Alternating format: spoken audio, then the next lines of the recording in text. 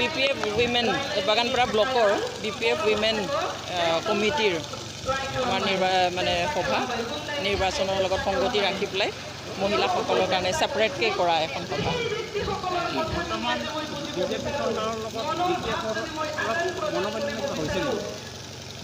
নাই হোৱা এতিয়াতো সেইটো স্পষ্ট চবেই জানে যে ষ্টেট লেভেলত এলায়েন্সটো আছে আৰু এইটো ইলেকশ্যনত বেলেগ বেলেগকৈ নিৰ্বাচন খেলিব সেইটো স্পষ্টকৈ কোৱা আছে। সেইটো আমিবোৰ কোৱাটো উচিত নহয়। এতিয়া মাননীয় মুখ্যমন্ত্ৰী, মাননীয় বিত্তমন্ত্ৰী, আমাৰ মাননীয় এক্স চিফ তেওঁলোকৰ লেভেলত যিটো মিটিং হৈছে আমি ভাবোঁ সেইটো লেভেলত থকাটোৱে ভাল। মানে মই সেইটোৰ ওপৰত মই এতিয়া মন্তব্য দিব বিচৰা নাই। নিৰ্বাচনটো মষ্ট প্ৰবাবলি ডিচেম্বৰ ফাৰ্ষ্ট উইক আৰু সেইটো অৱশ্যে কেবিনেটতো যি সিদ্ধান্ত লৈছে সেইটো ৰাজহুৱা কৰিয়ে দিছে যে ডিচেম্বৰৰ হোৱাৰ কথা, কিন্তু আমি আশা কৰিছোঁ সেইটো ডিচেম্বৰৰ ফাৰ্ষ্ট উইকত হ'ব আৰু ইয়াতকৈ বেছি পিছলৈ যোৱাটো অনুচিত বুলি ভাবোঁ। লিখিব নোৱাৰা কথা নহয়, সেইটো পাৰ্লিয়ামেণ্টত এইটো এপ্ৰুভেল লৈ সেইটো লিখিব পৰা যাব আৰু সেইখিনি প্ৰচেছটো এতিয়ালৈকে হোৱা নাই যেনিবা। প্ৰচেছটো সংশোধন কৰি সেইটো কৰা যাব আৰু সেইটো তাৰমানে আমি জনাত আগতে এনাউন্সমেণ্ট কৰি পিছত মানে সেইটো আমেণ্ডমেণ্টটো পিছতো কৰিব পৰা যায়। নিয়মমতে লিখিব নোৱাৰে আৰু যদি বোলে জাষ্ট মানে মেয়ৰলি এনাউন্সমেণ্ট এটা যদি লিখিব পাৰে বা সংশোধনলৈ আমেণ্ডমেণ্টলৈ ৰখিব নালাগে সেইটো বেলেগ কথা। সম্পূৰ্ণ এতিয়া যি ঢৌ দেখিছোঁ, যিখিনি মানুহ লগ পাইছোঁ মিটিঙত বা অন্য আমি গ্ৰাউণ্ড লেভেলৰ পৰা যিখিনি ৰিপৰ্ট পাইছোঁ সকলো ফালৰ পৰাই মানে চৰকাৰ গঠন কৰাৰ দিশেৰেই গৈ আছোঁ।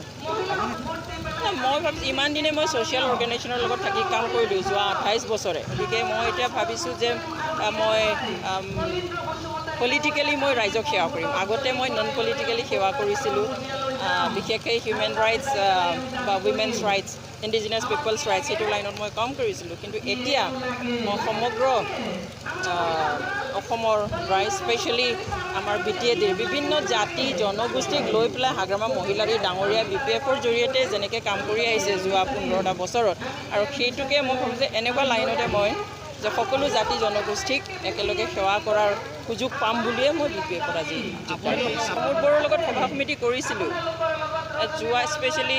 তেতিয়াতো তেওঁ পলিটিচিয়ান নাছিল, গতিকে তেওঁ এপছুৰ বড়ো ছাত্ৰ সংগঠনৰ মুৰব্বী হিচাপে মই তেওঁৰ লগত বহি পেলাই কৰি পাইছোঁ। যোৱা বছৰ UPPLৰ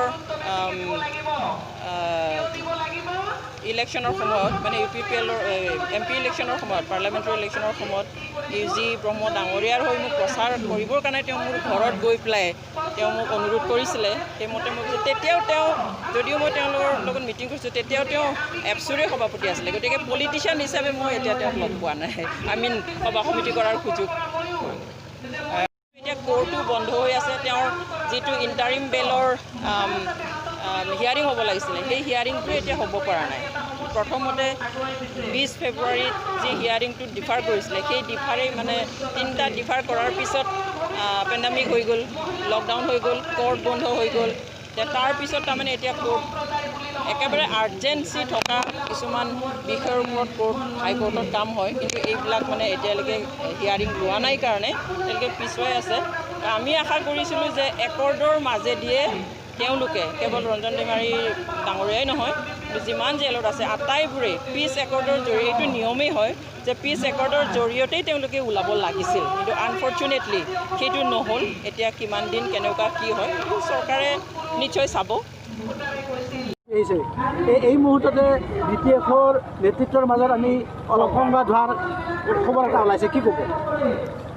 আমাৰ BPF দলৰ ভিতৰত কোনো সংঘাত হোৱা নাই আৰু যিটো কথা আপোনালোকে জানিব বিচাৰিছে বিশ্বজিৎ ডিমাৰীৰ সম্পৰ্কত, MP ডাঙৰীয়া সম্পৰ্কত, তেওঁ কিছুমান নিজৰ মতামত বা দৃষ্টিভংগী দাঙি ধৰিছে আৰু সেই বুলি তেওঁ এটা কথা স্পষ্ট কৰি দিছে তেওঁ BPFৰ দল ত্যাগ নকৰে। সেই কথাটো নিশ্চয় ৰাইজক অৱগত কৰিছে আৰু সংবাদ মাধ্যমৰ নিশ্চয় জ্ঞাত। গতিকে আমাৰ মাজত সংঘাত হোৱাৰ কোনো প্ৰশ্ন এতিয়া আহি পৰা নাই। কিছু ক্ষেত্ৰত মতানৈক্য হোৱা বুলি তেখেতে প্ৰকাশ কৰিছে। আপোনাৰ নামে কৈছে তেখেতে। মোৰ নামটো মই দলৰ দৃষ্টিভংগীহে মই প্ৰকাশ কৰিছোঁ। দলৰ দৃষ্টিভংগী আমি যিখিনি আমাৰ বিগত সময়ছোৱাত যিবিলাক ঘটনা পৰিঘটনা সেই সম্পৰ্কত আমি যিবিলাক আমাৰ লিডাৰবিলাকৰ মাজত আলোচনা কৰি যিবিলাক কথা আমি ওলাইছোঁ সেই কথাখিনি ৰাইজক অৱগত কৰা হৈছে। গতিকে তেওঁৰ ব্যক্তিগত কথাত বা কিছুমান কথাবিলাকত আমি ষ্ট্ৰাইক কৰাৰ প্ৰশ্ন নাহে। সেইটো যদি ধৰি লয় তেওঁ ব্যক্তিগতভাৱে যে প্ৰবীণ বৰাই মোক অলপ ষ্ট্ৰাইক কৰিলে নেকি, আঘাত কৰিলে নেকি, সেইটো তেওঁ ভুল ধাৰণা। আমাৰ দলৰ ভিতৰত মতানৈক্য ঘটা নাই। ইমানুল মুছাৰীৰ কথাটো ওলাই আছে, সেইটো অলৰেডি তেওঁ অ'পেন ডিক্লেয়াৰ দিছে তেওঁ BPF-ত নাথাকে। আৰু দলত থকা নথকাটো ৰাজনীতি নেতাবিলাকৰ নিজস্ব নিজস্ব কথাৰ ওপৰত নিৰ্ভৰ কৰে। কোনোবাই দল এৰি গুচি যাব, হয়তো নতুনকৈ আকৌ তেনেকৈ আমাৰ দলৰ মাজলৈ বেলেগ দলৰ পৰাও আহিব। ইমানুল মুছাৰী ডাঙৰীয়াই আমাক হয়তো কিবা কাৰণত বেয়া পাইছে, তেওঁ দল ত্যাগ কৰিব বিচাৰিছে। কিন্তু আজিৰ মুহূৰ্তত সাংঘাতিক ধৰণৰ সংঘাত আমাৰ BPF দলৰ ভিতৰত হোৱা নাই। কিন্তু আপোনালোকক বিজেপিয়ে প্ৰতাৰণা কৰাৰ এটা প্ৰৱণতা আৰম্ভ হৈছে আৰু এইবোৰ আপুনি মুখ খুলিছে, কি ক'ব? নহয়, সেই কথাটোত আমি কিছুমান কথাবিলাক স্পষ্ট কৰি দিছোঁ। আমাৰ তেওঁলোকৰ লগত মিত্ৰতা আছিল। মিত্ৰতাৰ ধৰ্মটো কোনে কেনেকৈ পালন কৰে সেইটো তেওঁলোকৰ ওপৰত নিৰ্ভৰ কৰিব। আমি মিত্ৰতাৰ ধৰ্ম আমি অক্ষুণ্ণ ৰাখিছোঁ। আমাৰ আগন্তুক দিনটোত 2021লৈকে যিটো আমাৰ চৰকাৰ চলি আছে এতিয়া, এই চৰকাৰত আমি মিত্ৰতা দল, সহযোগী দল। গতিকে এই দলৰ লগত আমাৰ সম্পৰ্কটো আজিলৈকে অক্ষুণ্ণ আছে, 2021লৈকে অক্ষুণ্ণ থাকিব। BPL-ৰ লগত এটা সুসম্পৰ্ক গঢ়ি তোলা আমাৰ পৰিলক্ষিত হৈছে বিজেপি। গতিকে ইনডাইৰেক্টলি BPF-ক ধ্বংস কৰাৰ এটা প্ৰচেষ্টা চলাইছে নেকি? ৰাজনৈতিক শক্তিবিলাকে নিজৰ অৱস্থিতিটো যিকোনো অঞ্চলত তাৰে উত্থান কৰিবৰ কাৰণে প্ৰচেষ্টা চলাবই। ই যি দলেই নহওক, মিত্ৰ দল হ'লেও আমি এতিয়া BPF দল বিজেপিৰ মিত্ৰতা দল হিচাপে আছোঁ। সেইবুলি আমি অকল BTCৰ ভিতৰতে অকল আমাৰ দলৰ সম্প্ৰসাৰণ ঘটাইছোঁ এইটো নহয়। আমি BTCৰ অন্য অঞ্চলতো, অসমৰ অন্যান্য প্ৰান্ততো আমাৰ BPF দলৰ যি ষ্ট্ৰেংথ সেইটো আমি বঢ়াবলৈ চাইছোঁ। সেইটো বঢ়াবলৈ যাওঁতে কোনোবাই যদি আমাক শত্ৰু বুলি হিচাপে গণ্য কৰে সেইটো আমাক ক'ব লগা নাই।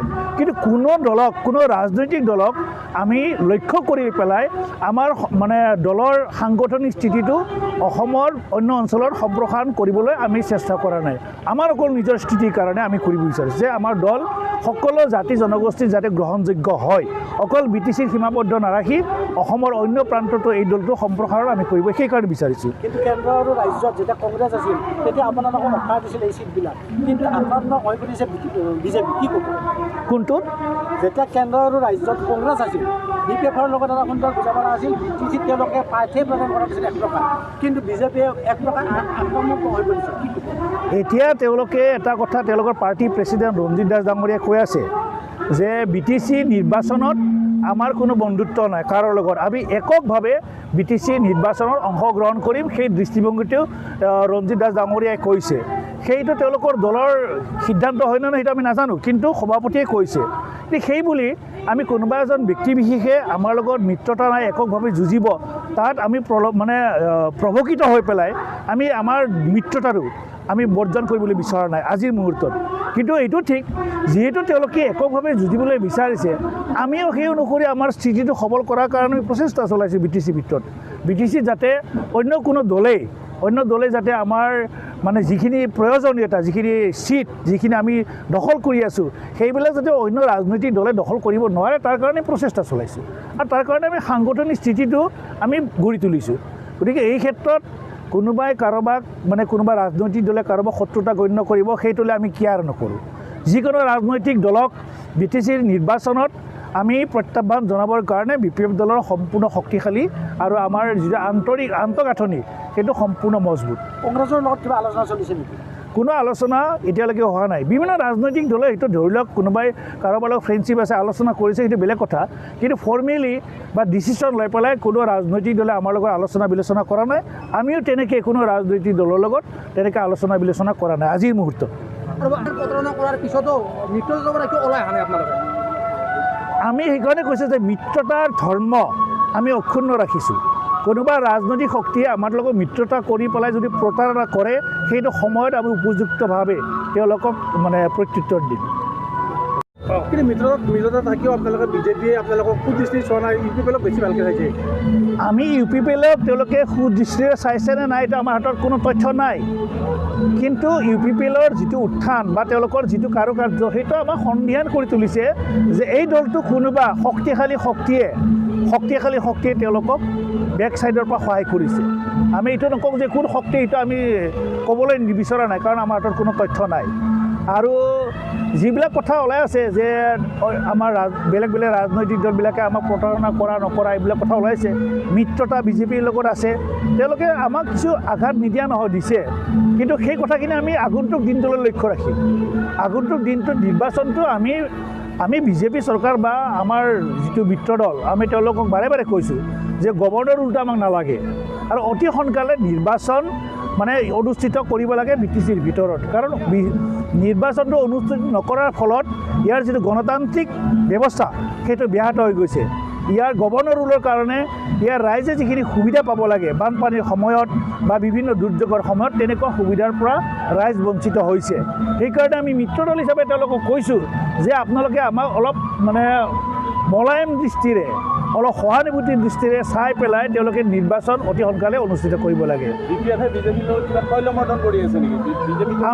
আমি এনেকুৱা শক্তি BTCৰ ভিতৰত আৰু অসমলৈ আমি এটা অসমৰ বিভিন্ন সমষ্টিত আজি ডিচাইডিং ফেক্টৰ, অতি কমেও 20টাৰ পৰা 26টা সমষ্টিত BTCৰ বাহিৰে অন্য 26টা সমষ্টিত আমি ডিচাইডিং ফেক্টৰ। গতিকে কোনোবা ৰাজনৈতিক শক্তিক তৈলমৰ্দন কৰাৰ কোনো প্ৰয়োজন আজি আমি ভবা নাই আৰু কৰাও নাই।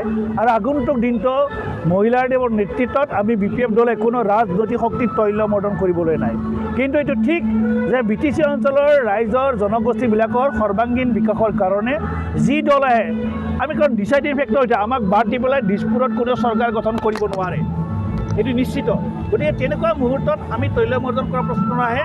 চৰকাৰ যি আহে তেনেকুৱা দলৰ লগত আমি বিচাৰিলে তেওঁলোকে সেই দলৰ লগত থাকিবলৈ আমি ৰাইজে সেৱা কৰিম। BTCৰ বাহিৰৰ বড়ো লোকসকলে ইতিমধ্যে বহু সংখ্যক লোক বিজেপিত যোগদান কৰিছে, এক প্ৰকাৰ বড়ো জনগোষ্ঠীক সন্মান কৰাৰ চেষ্টা কৰিছে। BTCৰ পৰা তেনেকৈ কোনো সাংঘাতিক ধৰণৰ লিডাৰ অন্য দলত যোগদান কৰা নাই। BTCৰ বাহিৰত যিবিলাক কৈছে অট'নমাছ কাউন্সিলৰ নামত, সেইটো এইটো নুবুজায় যে কেইজনমান লিডাৰে বিজেপিত জইন কৰিলেই বুলি যে সমগ্ৰ বড়ো সমাজ বিজেপিত যোগদান কৰিছে সেইটো হ'ব নোৱাৰে। ইয়াত কিছুমান নেতাই কৈছে, কি কাৰণ কি স্বাৰ্থত গৈছে সেইটো তেওঁলোকে ভাবিব। অট'নমাছ ডেভেলপমেণ্ট কাউন্সিলৰ নামত, উন্নয়নৰ নামত গৈছে নে তেওঁলোকে ব্যক্তিগত মুনাফা আদায় কৰিবৰ কাৰণে বিজেপিত যোগদান কৰিছে, সেইটো তেওঁলোকৰ নিজস্ব দৃষ্টিভংগী। কিন্তু কেইজনমান নেতাই মানে বিজেপিত যোগদান কৰিলে গোটেই বড়ো সমাজ বড়ো নেতৃত্বই যোগদান কৰিলে সেইটো নুবুজায়। BPF দুৰ্বল হোৱা নাই, আমাৰ BPF দল কেতিয়াও দুৰ্বল হোৱা নাই। আৰু এই আগন্তুক BTC নিৰ্বাচনত আমি 25টাতকৈ বেছি সংখ্যক মানে সমষ্টিত জয়যুক্ত BTC চৰকাৰ গঠন কৰি মহিলাৰ নেতৃত্ব